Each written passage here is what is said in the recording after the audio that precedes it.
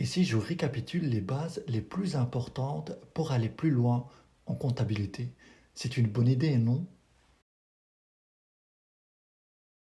Bienvenue dans la chaîne El Kader, c'est mon nom. Je suis professeur de sciences économiques et je partage des notions en finance, en économie, en gestion, en droit. J'essaie à travers ma chaîne de simplifier au maximum ces notions pour les rendre accessibles au plus grand nombre. Si vous n'êtes pas encore abonné, merci de le faire, ça m'encouragerait à faire davantage de vidéos. On va commencer par la notion de bilan. Donc, comme vous le savez, donc le bilan, ça se compose de deux colonnes. La première, c'est l'actif du bilan et la seconde, c'est le passif du bilan. Au niveau passif, on a les ressources de l'entreprise. Et dans les ressources, on va trouver deux choses. Vous avez le capital apporté par les fondateurs de l'entreprise et vous avez aussi les dettes des tiers, des personnes étrangères à l'entreprise. Et dans l'autre colonne, qui est la colonne de l'actif, on a tout ce qu'on fait avec les ressources de l'entreprise. Par exemple, on va acheter un bâtiment, un garage, des outils de travail, des ordinateurs. Bref, on va y trouver tout ce que l'entreprise possède, les avoirs de l'entreprise acquises par les ressources qui se trouvent au niveau du passif. Et si ces avoirs sont acquis par les ressources qui se trouvent au passif, logiquement, on doit toujours avoir l'égalité entre ce qui est au passif et ce qui est à l'actif. Le total passif doit toujours être égal au total actif. On ne peut jamais trouver à l'actif quelque chose dont la valeur n'existe pas au niveau passif.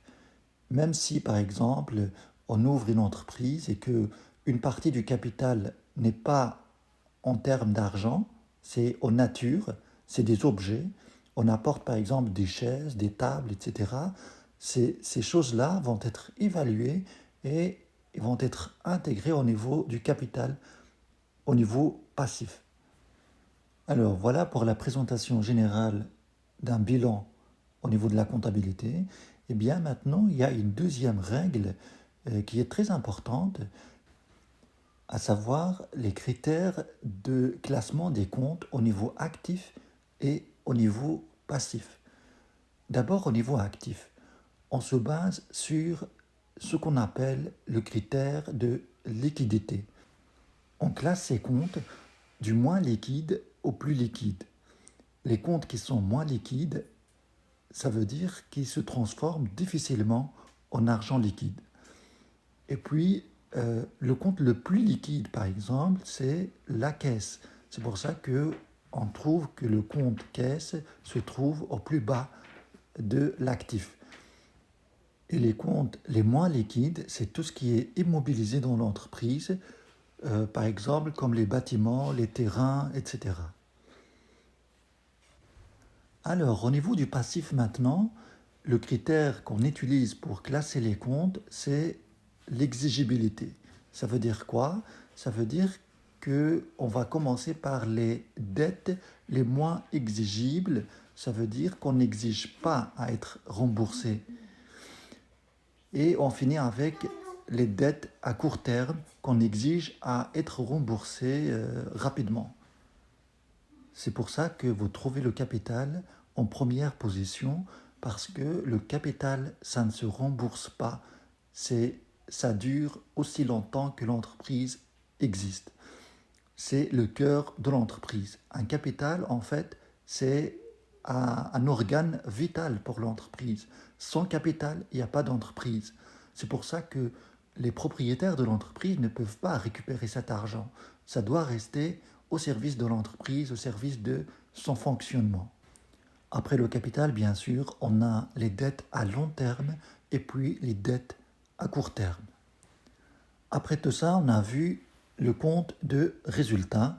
Et au niveau compte de résultat, vous avez deux classes. Vous avez les charges et les produits. Les charges et les produits, c'est ce qui détermine le résultat de l'entreprise. Les produits moins charges, ça donne le résultat de l'entreprise. Alors, les charges, ça influence le résultat vers le bas et les produits, ça influence le résultat vers le haut. Une fois que vous comprenez tout ça, il y a quelque chose d'important à savoir pour l'enregistrement des opérations en partie double en schéma de T. Donc vous avez, chaque compte peut s'ouvrir sous forme de ce schéma-là.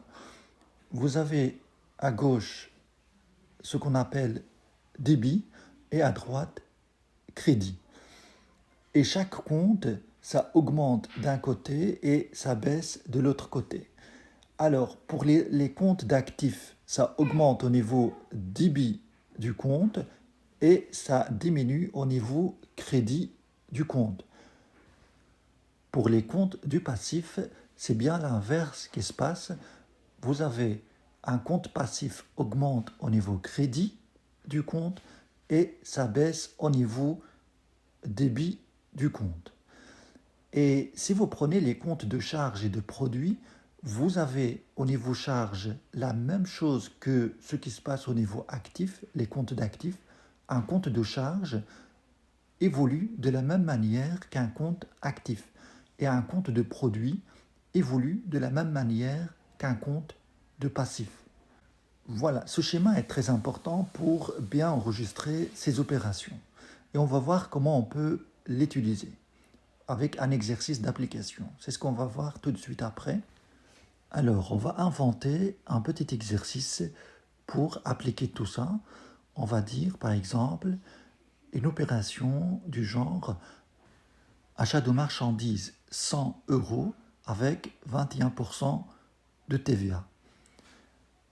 Alors, comment on peut enregistrer cette opération? Vous avez l'achat de marchandises, c'est une charge. Donc, c'est une augmentation de charge pour l'entreprise. Et un compte de charge, ça augmente au niveau débit du compte. Donc, on va mettre 100 euros au niveau compte achat de marchandises. Et puis, vous avez la TVA, c'est une TVA sur achat, ou bien ce qu'on appelle TVA récupérable ou déductible. Donc, c'est une créance pour l'entreprise, puisque l'entreprise va récupérer sa TVA, donc c'est une créance. Et les créances se trouvent au niveau actif du bilan. Et donc, puisque c'est un compte actif, l'augmentation s'effectue au niveau débit du compte TVA sur achat. Donc on va mettre 21% au débit du compte TVA sur achat. Et puis vous avez, pour équilibrer tout ça, donc vous voyez qu'au niveau débit, on a un total de 121. Il faut qu'il y ait équilibre entre débit et crédit après chaque enregistrement comptable. Donc ce qui va faire équilibrer tout ça, c'est le fournisseur. Puisqu'on achète au fournisseur, donc ça reste une dette pour nous. Et les dettes se trouvent au niveau passif du bilan. Donc on va mettre le total de la facture au niveau crédit du compte fournisseur. Le compte fournisseur, ça représente les factures qu'on n'a pas encore payées. Donc c'est ça qui va faire l'équilibre entre total débit et total crédit. Alors, on va prendre un autre exemple, une autre opération. On va dire par exemple vente de marchandises 100 euros avec 21% de TVA. Comment on va enregistrer cette opération?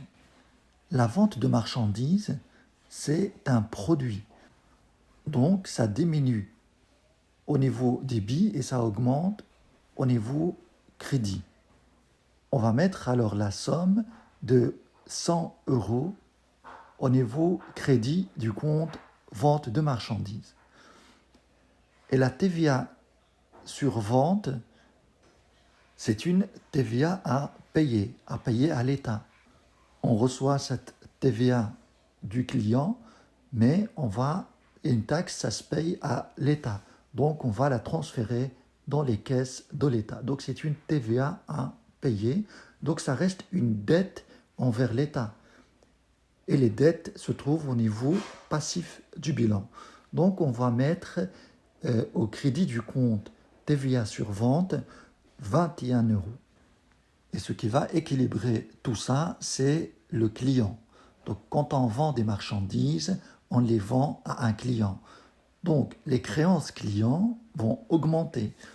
Et puisque le client est un compte actif, donc cette augmentation va s'enregistrer au niveau débit du compte client.